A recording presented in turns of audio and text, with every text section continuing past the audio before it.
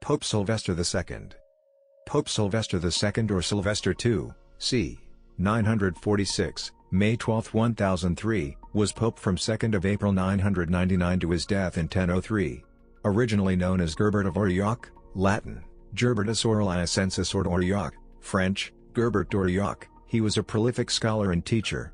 He endorsed and promoted study of Arab and Greco-Roman arithmetic, mathematics, and astronomy, reintroducing to Europe the Abacus and armillary sphere, which had been lost to Latin, though not Byzantine, Europe since the end of the Greco-Roman era. He is said to be the first to introduce in Europe the decimal numeral system using Hindu-Arabic numerals. He was the first French pope. Life.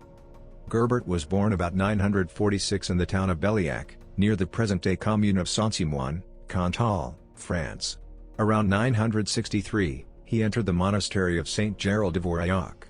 In 967, Beryl II, Count of Barcelona, 947–992, visited the monastery, and the abbot asked the count to take Gerbert with him so that the lad could study mathematics in Catalonia and acquire there some knowledge of Arabic learning. In the following years, Gerbert studied under the direction of Otto, Bishop of Vic, some 60 kilometers north of Barcelona, and probably also at the nearby monastery of Santa Maria de Ripoll. Neither place was under Islamic rule at the time. Beryl II of Barcelona was facing major defeat from the Andalusian powers, so he sent a delegation to Córdoba to request a truce.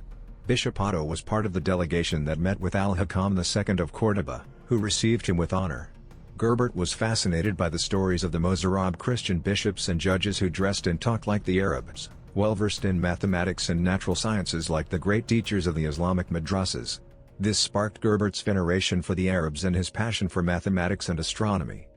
In 969, Count Beryl II made a pilgrimage to Rome, taking Gerbert with him. There Gerbert met Pope John XIII, 965–972, and the Emperor Otto I, nicknamed the Great, 936–973.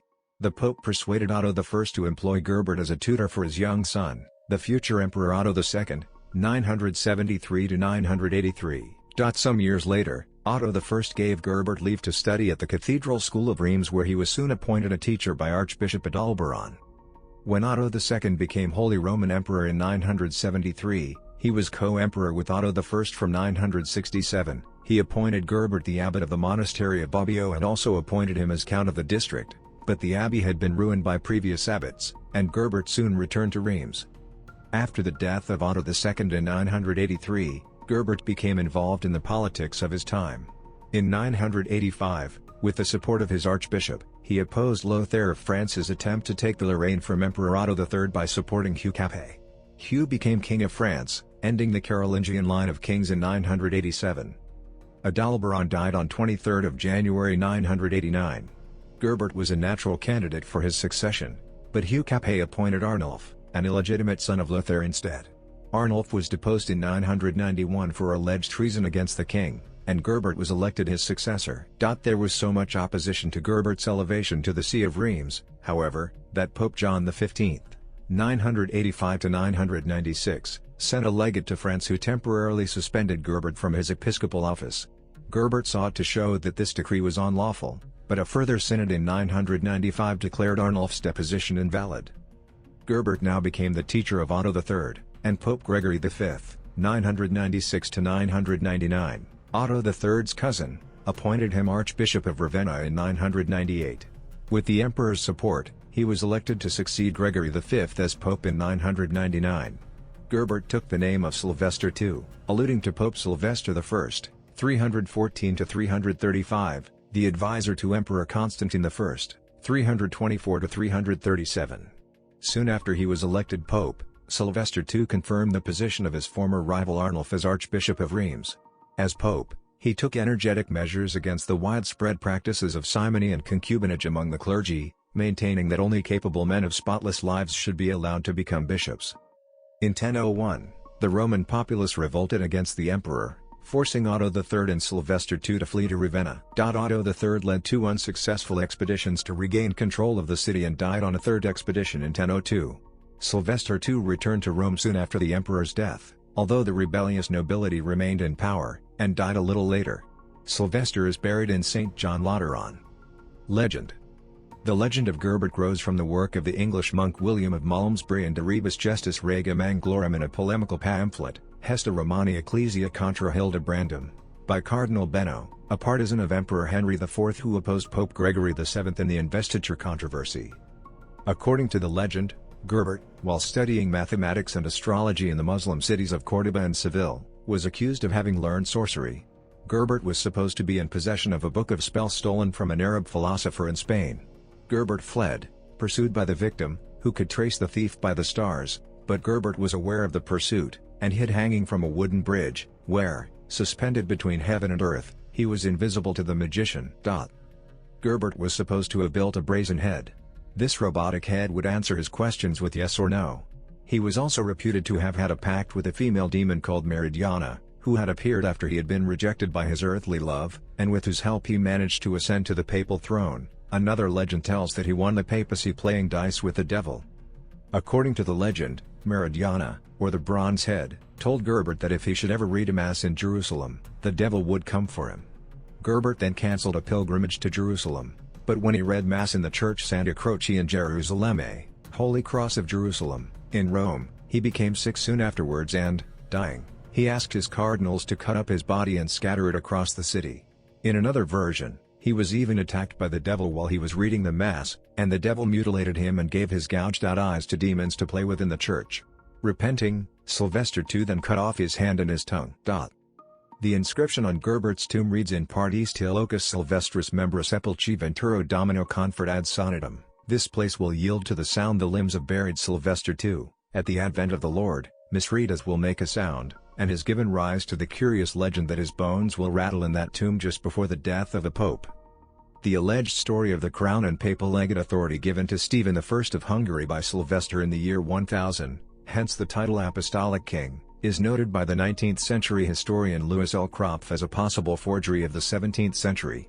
Likewise, the 20th century historian Zoltan J. Kostalnyik states that it seems more than unlikely that Rome would have acted in fulfilling Stephen's request for a crown without the support and approval of the emperor. Legacy. Gerbert of Aurillac was a humanist long before the Renaissance. He read Virgil, Cicero and Boethius. He studied Latin translations of Porphyry, but also of Aristotle. He had a very accurate classification of the different disciplines of philosophy. In 967, he went to Catalonia to visit the Count of Barcelona, and remained 3 years in the monastery of Vic, in Catalonia which, like all Catalan monasteries, contained manuscripts from Muslim Spain and especially from Córdoba, one of the intellectual centers of Europe at that time. The library of Al-Hakam too, for example, had thousands of books, from science to Greek philosophy. This is where he was introduced to mathematics and astronomy. Gerbert was said to be one of the most noted scientists of his time. Gerbert wrote a series of works dealing with matters of the quadrivium, arithmetic, geometry, astronomy, music, which he taught using the basis of the trivium, grammar, logic, and rhetoric. In Reims, he constructed a hydraulic-powered organ with brass pipes that excelled all previously known instruments, where the air had to be pumped manually. In a letter of 984, Gerbert asks Lepidus of Barcelona for a book on astrology and astronomy, 2 terms historian S. Jem Tester says Gerbert used synonymously. Gerbert may have been the author of a description of the astrolabe that was edited by Hermannius Contractus some 50 years later. Besides these, as Sylvester II he wrote a dogmatic treatise, De Corpore et Sanguine Domini, on the body and blood of the Lord. Abacus and Hindu-Arabic numerals. Gerbert learned of Hindu-Arabic digits and applied this knowledge to the abacus, but probably without the numeral 0. According to the 12th century historian William of Malmesbury, Gerbert got the idea of the computing device of the abacus from a Spanish Arab. The abacus that Gerbert reintroduced into Europe had its length divided into 27 parts with 9 number symbols. This would exclude 0, which was represented by an empty column, and 1,000 characters in all, crafted out of animal horn by a shield maker of Reims. According to his pupil Richer, Gerbert could perform speedy calculations with his abacus that were extremely difficult for people in his day to think through and using only Roman numerals. Due to Gerbert's reintroduction, the abacus became widely used in Europe once again during the 11th century. Armillary sphere and sighting tube. Although lost to Europe since the terminus of the Greco-Roman era, Gerbert reintroduced the astronomical armillary sphere to Latin Europe via the Islamic civilization of Al-Andalus, which was at that time at the cutting edge of civilization. The details of Gerbert's armillary sphere are revealed in letters from Gerbert to his former student and monk Remy of Treves and to his colleague Constantine, the abbot of Mysie, as well as the accounts of his former student and French nobleman Richer, who served as a monk in Reims. Richer stated that Gerbert discovered that stars coursed in an oblique direction across the night sky. Richer described Gerbert's use of the armillary sphere as a visual aid for teaching mathematics and astronomy in the classroom, as well as how Gerbert organized the rings and markings on his device. Given this account, historian Oscar G. Darlington asserts that Gerbert's division by 60 degrees instead of 360 allowed the lateral lines of his sphere to equal to 6 degrees. By this account, the polar circle on Gerbert's sphere was located at 54 degrees, several degrees off from the actual 66 degrees 33. His positioning of the Tropic of Cancer at 24 degrees was nearly exact, while his positioning of the equator was correct by definition. Richer also revealed how Gerbert made the planets more easily observable in his armillary sphere. Richer wrote about another of Gerbert's last armillary spheres, which had sighting tubes fixed on the axis of the hollow sphere that could observe the constellations, the forms of which he hung on iron and copper wires. This armillary sphere was also described by Gerbert in a letter to his colleague Constantine. Gerbert instructed Constantine that, if doubtful of the position of the pole star, he should fix the sighting tube of the armillary sphere into position to view the star he suspected was it, and if the star did not move out of sight, it was thus the pole star. Furthermore, Gerbert instructed Constantine that the North Pole could be measured with the upper and lower sighting tubes, the Arctic Circle through another tube, the Tropic of Cancer through another tube, the Equator through another tube, and the Tropic of Capricorn through another tube. Works. Gerbert's writings were printed in volume 139 of the Patrologia Latina. Darlington notes that Gerbert's preservation of his letters might have been an effort of his to compile them into a textbook for his pupils that would illustrate proper letter writing. His books on mathematics and astronomy were not research-oriented, his texts were primarily educational guides for his students. Honors. Educational guides for his students. Honors. Education